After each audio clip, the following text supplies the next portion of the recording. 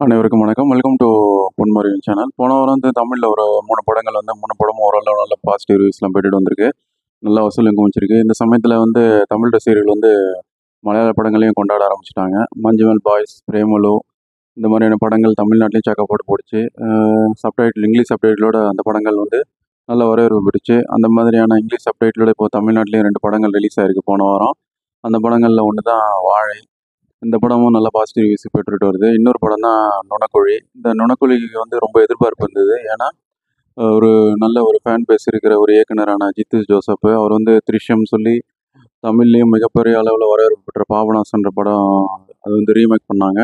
அந்த படமும் இந்திய அளவில் பல மொழிகள்லேயும் ஒரு மொழி மாற்றம் செய்யப்பட்ட அந்த த்ரிஷ்யம் படத்தோட இயக்குனர் ஜித்து ஜோசப்போட இயக்கத்தில் தமிழ்நாட்டிலையும் மிகப்பெரிய ஃபேன் பேஸ் இருக்கிற மின்னல் முரளி இயக்குனர் பாசில் ஜோசப் அவர் வந்து ஜெய ஜெய ஜெய ஜெய ஹே அந்த மாதிரி படத்தில் வந்து அப்புறம் ஃபேமிலி இந்த மாதிரியான படங்கள் தமிழ்நாட்டிலையும் கொண்டாடப்பட்ட படங்களோட ஹீரோ. அவர் வந்து மின்னல் முரளின்ற மிகப்பெரிய ஹிட்டான படத்தை இயக்குனவர். கிட்டத்தட்ட எல்லாருக்கும் புரிகிற மாதிரி சொல்லணும்னா புரட்சி திலகம் பாக்யராஜ் மாதிரியான ஒரு பெண்களை கவரக்கூடிய அளவுக்கு சிறப்பான நடிப்பு, அசட்டுத்தனமான நடிப்புலாம் வந்து காமெடியெலாம் கலந்து கொடுக்கக்கூடிய ஒரு ஜனரஞ்சமான நடிகர். ஸோ இந்த 2 பேர் கூட்டணி ஜித்து ஜோசப்பும் நம்ம பாசில் ஜோசப் இவங்க 2 பேரும் இணைஞ்சிருக்க படம் ரொம்ப எதிர்பார்ப்பு அதிகமாக இருந்தது. படமும் நல்ல பாசிட்டிவ் ரிவ்யூஸ் பெற்றுட்டு கேரளாலையும் சரி, ஒரு தமிழ்நாட்டிலும் சரி, உலக அளவிலையும் மலையாள ரசிகர்களாலையும் தமிழ் ரசிகர்களால் விரும்பி பார்க்கப்பட்ட படம் தான் நுணக்குழி. இந்த படம் பார்த்துட்டேன். இந்த படம் வந்து ஒரு நான் ஸ்டாப் காமெடி. இப்போயே எக்ஸ்பெக்டேஷன் செட் பண்ணிடுறேன். இந்த படம் வந்து குடும்பத்தோடு பார்க்கலாம். நல்ல எந்த ஒரு வயலண்ட்டான சீனோ மற்றபடி எதுவுமே இல்லை. ஒரு க்ளீனான படம். ஸோ ஃபேமிலியோட பார்க்கலான்றது தான் எக்ஸ்பெக்டேஷனை செட் பண்ணிடுறேன். இந்த படம் வந்து இப்போது இங்கிலீஷ் சப்டைட்டிலோட நம்ம ஊர்லேயும் ஓடிக்கிட்டு இருக்கு. ஸோ இப்போ பார்க்கணுன்றவங்க பாருங்கள். அது இல்லாமல் நான் ஓடிடிலேயே வெயிட் பண்ணி பார்க்குறேன்றவங்க ஓடிடி வரைக்கும் வெயிட் பண்ணாலும் ஒரு தரமான படம். கண்டிப்பாக ஓடிடியில் வரும்போதும் கொண்டாட படம். ஸோ இந்த படத்தில் வந்து என்னென்ன ஒரு முக்கியமான அம்சங்கள், காமெடி அம்சங்கள் எடுபட்டிருக்கா இல்லையா அப்படின்றத டீட்டெயிலாக வந்து அனலைஸ் பண்ணியிருக்கோம். அதனால் ரிவ்யூ ஸ்கிப் பண்ணாமல் பாருங்கன்னு கேட்டுக்கிறேன். அதுக்கு முன்னாடி நம்ம சேனலில் புது படங்கள்லாம் ரிவ்யூ பண்ணிட்டு வரோம். அது தேட்டருக்குள்ள வரும்போது தேட்டருக்கு அப்புறம் எப்படி இருக்குன்னு தெரிஞ்சுக்கிறதுக்கு யூஸ்ஃபுல்லாக இருக்கும். அதனால் நம்ம சேனலை சப்ஸ்கிரைப் பண்ணிங்கன்னு கேட்டுக்கிறேன். அது இல்லாமல் இந்த விமர்சனம் பிடிச்சா ஃப்ரெண்ட்ஸ் அண்ட் ரிலேஷன் எல்லாருக்கும் ஷேர் பண்ணுங்கன்னு கேட்டுக்கிறேன். வாங்க இனி இந்த படத்தோட விமர்சனத்துக்குள்ளே போகலாம். படத்தோட கதை என்னென்னா, ஹீரோ பாசில் ஜோசப் அவர் வந்து புதுசாக கல்யாணம் ஆகி 3 மாதம் தான் ஆகியிருந்திருக்கு. புது மாப்பிள்ளை அவர். அவருக்கு ஒய்ஃபு தான் நிக்கிலா விமல். அவங்க அப்பா வந்து சமீபத்தில் இறந்துருப்பாங்க. அவர் அதனால் அவர் வந்து ஆஃபீஸ் போகக்கூடிய ஒரு கட்டாயம். அந்த குரூப் ஆஃப் கம்பெனிக்கு அவர் தான் எம்டி ஆகக்கூடிய சூழ்நிலை. அவருக்கு அனுபவம் இல்லை. ஆனால் படிப்பு நாலேஜெலாம் இருக்குது. ஸோ அதனால் லீனா என்ன சொல்கிறாங்கன்னா, நீ போய் ஆஃபீஸில் போய் எல்லோரும் நிர்வாகம் பண்ணுற பொறுப்பை பாரு, இப்படி பொறுப்பு இல்லாமல் இருக்காது வீட்டில் அப்படின்னு சொல்லி அவர் வந்து வேலைக்கு அனுப்புகிறாங்க. அவர் வந்து நிக்கிலா விமலோட ரொம்ப அன்பாக இருக்கிறாரு. 3 மாதம் தான் கல்யாணம் ஆகி புது மாப்பிள்ளைன்றதால விட்டு பிரிய மனசு இல்லாமல் ஒர்க் ஃப்ரம் ஹோம் பண்ணிட்டான்னு கேட்டாலும் அதை மறுத்து அவங்க வற்புறுத்தி அனுப்பி வச்சிடுறாங்க. வேண்டாயிரரூபா போகிறாரு. அங்கே போன உடனே ஆஃபீஸ் போயிட்டு எல்லாரையும் போட்டு கோவத்தில் கத்துறது, வைக்கிறது, டென்ஷனாக வருது அப்படின்னு சொல்லிட்டு உடனே வீட்டுக்கு ஃபோன் அடித்து நிக்கிலா விமலோட ரொம்ப நேரம் ஜாலியாக பேசிக்கிட்டு இருக்குது ரொமான்டிக்காக. அது இல்லாமல் நிக்கிலா விமலும் பாசில் ஜோசப்பும் பர்சனலாக இருக்க வீடியோஸ்லாம் போட்டு ரசிச்சுக்கிட்டு இருக்குதுன்னு அவர் ஜாலியாக வந்து ஆஃபீஸை வந்து பொறுப்பு இல்லாமல் ஜாலியாக ஓடிக்கிட்டு இருக்காரு. ஏன்னா அப்போ தான் அவர் எம்டியை பொறுப்பேற்றிருக்காரு. அவருக்கு வந்து இன்னொருத்தர் கணக்கு பிள்ளையாக இருக்கிற ஆஃபீஸில் வந்து அக்கௌண்டண்ட்டாக இருக்கிற இன்னொருத்தர் ஹெல்ப் பண்ணுறாரு. அவங்க மூலமாக கைட் பண்ண சொல்லி லீனா வந்து சொல்லியிருப்பாங்க. அதாவது ஹீரோ பாசில் ஜோசப்போட அம்மா. ஸோ அவர் வந்து கண்ட்ரோல் பண்ணிக்கிட்டு இவர் கைட் பண்ணி ஒரு ஜாலியாக இவர் பார்த்துக்குவார். எல்லாத்தையும் அவர் தலையில் கட்டிட்டு அக்கௌண்டன்ட் தலையில் கட்டி இவர் எல்லாம் அவர் பார்த்துக்குவாருன்னு உட்காந்துட்டு இருக்கும்போது ஒரு நாள் ஐடி ரைடு வந்துடுது அவங்க ஆஃபீஸ்க்கு. ஐடி ரைடு வரும்போது எம்டி தான் இதுக்கு ஹேண்டில் பண்ணோம், எம்டி தான் பார்ப்போம்னு சொல்லி ஐடியில் வந்து ஸ்ட்ரிக்டாக சொல்லிடுறாங்க. அதனால் வேறு வழி இல்லாமல் அந்த பாசில் ஜோசப்பை அட்டன் பண்ணுறாரு. அந்த சித்திக் தான் வந்து ஐடியில் வந்து அதிகாரியாக வர்றாரு. சித்திக் தான் ஐடி ஆஃபீஸரு.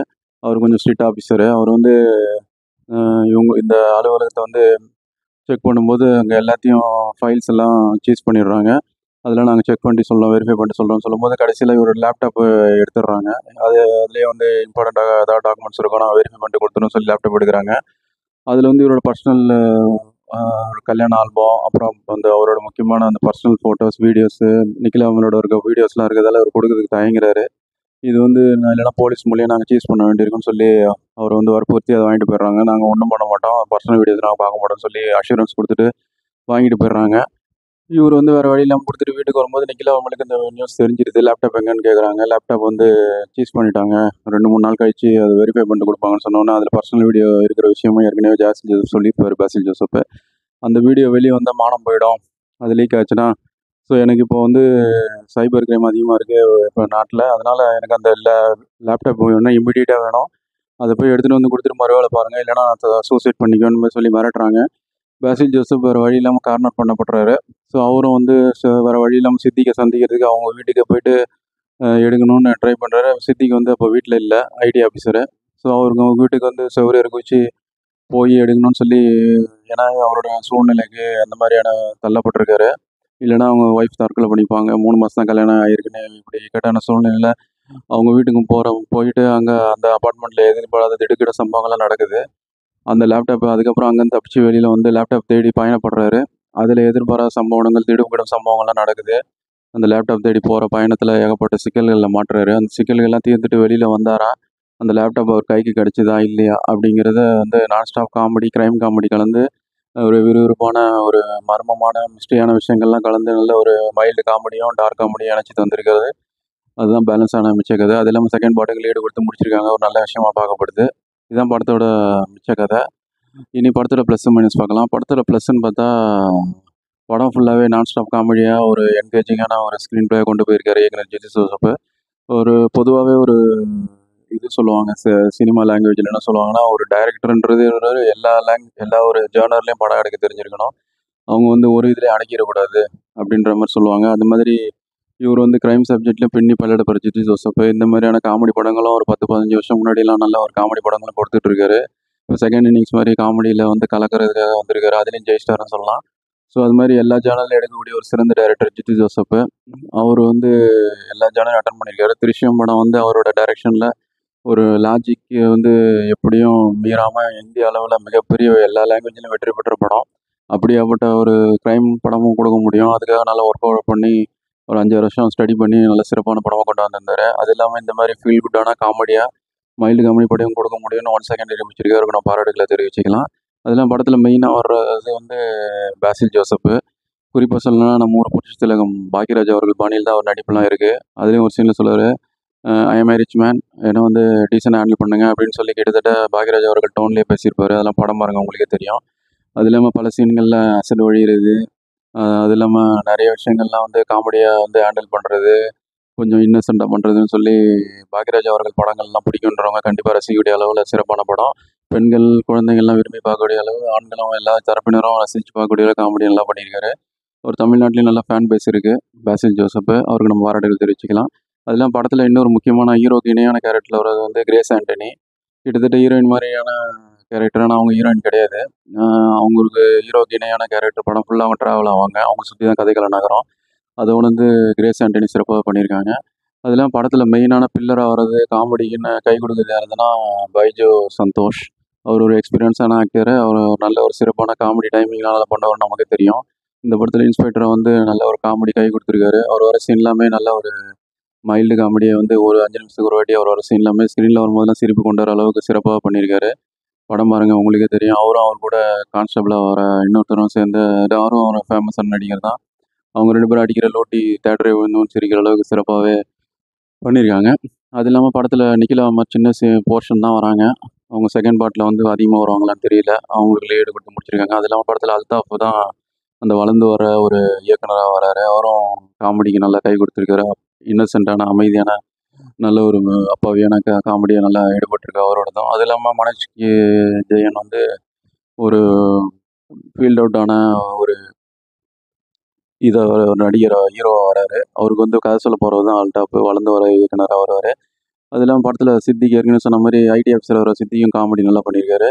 இப்படி படத்தில் எல்லா காஸ்டிங்கும் சிறப்பாக அமைஞ்சதே பாதி வெற்றின்னு சொல்லலாம். காமெடியும் நல்லா ஈடுபட்டிருக்கு. மியூசிக்கு சுஷில் ஷியாமும் நல்லா, பிஜிஎம்மும் ஓகே தான், பாட்டும் ஓகே தான்ன்ற அளவுக்கு இருக்குது. கேமரா எல்லாமே எடிட்டிங்லாம் டெக்னிக்கலி சவுண்டாக இருக்குது. மைனஸே இல்லைன்னா இருக்குது. இது என்னென்னா மனோஜ் ஜெயனும் அந்த ஒரு அவங்க கூட ஐடியில் ஆஃபீஸராக இருக்க சித்திக்கு, அப்புறம் அந்த அல்தாஃப் வர சீன்ஸ்லாம் கொஞ்சம் கொஞ்சம் செயற்கையாக இருக்குது. அது கொஞ்சம் இது பண்ணியிருக்கலாம். அது கொஞ்சம் ட்ரிம் பண்ணி வேறு மாதிரி கொண்டு போயிருக்கலாம். அது இல்லாமல் இவர் இவ்வளோ இன்ஃப்ளூயன்ஸ் இருக்கவர் அந்த போலீஸ் ப்ரொஃபஷன்லேருந்து ஈஸியாக வெளியில் வந்திருக்கலாம். இவரே போலீஸ் கூட ட்ராவல் ஆகிற மாதிரிலாம் வர சீன்லாம் கொஞ்சம் நம்பகத்தன்மைக்கு இதாக இருக்குது. ஏன்னா இவர் கோடீஸ்வரன்ற மாதிரி சித்தரிக்கப்பட்டிருக்காரு. அவரும் வந்து அவ்வளோ தூரம் போலீஸ்க்கு வந்து பயந்து போய் இப்போ இது பண்ணணும்னு அவசியம் இல்லை. அவருக்கு ஒரு ஃபோன் போட்டால் அவரோட வக்கீலோ யாரையோ வச்சு மூவ் பண்ணிடலாம், அந்த கேஸை ஹேண்டில் பண்ணலாம். அது வந்து சின்ன ஒரு குறையா பார்க்கக்கூடிய நடுவில் மொத்தத்தில் இந்த படம் எப்படி இருக்குன்னா, ஃபேமிலியோட சிரித்து ரசிக்கக்கூடிய அளவுக்குள்ள தேட்டரில் பார்த்தா அந்த ஒரு மாப் க்ரௌடில் பார்த்து ரசிக்கிறதுக்கு நல்ல சிறந்த படம். அது இல்லாமல் வீட்டில் இருக்கும்போது ஓடிடியில் பார்க்கறதுக்கும் ஒரு நல்ல ஒரு சுவையான ஒரு நல்ல சொல்கிறக்கூடிய அளவில் நல்ல ஒரு ரசிக்கத்தக்க காமெடி நிறைஞ்ச படம். படத்தில் 5 நிமிஷத்துக்கு ஒரு வாட்டி நான் ஸ்டாப் காமெடி வந்துக்கிட்டே இருக்குது. எல்லா நடிகரும் சிறப்பான பங்களிப்பு. இப்போ சமீபத்தில் வந்த ஃபீல் குட்டான காமெடி உள்ள படங்களில் இதுவும் ஒன்று. ஸோ இந்த படம் வந்து வெட்டுக்குத்து, ரத்தம் கித்தம் எதுவுமே இல்லாமல் ஒரு நல்ல ஃபேமிலியோட ரசித்து பார்க்கணும் அப்படின்னா, கண்ணு மூடிக்கிட்டு இந்த படத்துக்கு டிக்கெட் ரிசர்வ் பண்ணி போகலாம். நம்ம ஊர்லேயும் இப்போ அவைலபிளாக இருக்குது இந்த படம். பிவிஆரில் கூட இங்கிலீஷ் சப்டைட்டிலோட அவைலபிளாக இருக்குது. ஸோ பாருங்கள். அது இல்லாமல் நான் ஓடிடியில் தான் வெயிட் பண்ணி பார்ப்பேன் அப்படின்றவங்க ஓடிடி வரைக்கும் வெயிட் பண்ணி பார்க்குறவங்களாம் பாருங்கள். இது மலையாள படம் தான். இங்கிலீஷ் சப்டைட்டில் அவைலபிளாக இருக்குது. இப்போ தமிழ் ரசிகர்கள் விரும்பி பார்க்க ஆரம்பிச்சிட்டாங்க. ஸோ இந்த படத்தை பார்த்துட்டு உங்கள் கருத்துக்களை தெரியப்படுத்துங்க. இந்த படம் என்னை பொறுத்த வரைக்கும் கண்டிப்பாக ஒன் டைம் கண்டிப்பாக தைரியமாக பார்க்கலாம் ஃபேமிலியோடன்றது தான் என்னோட கருத்து. வேறு ஒரு துறை விமர்சனம் அல்லது முன்னாடி சந்திப்போம். அதுவரை நன்றி, வணக்கம்.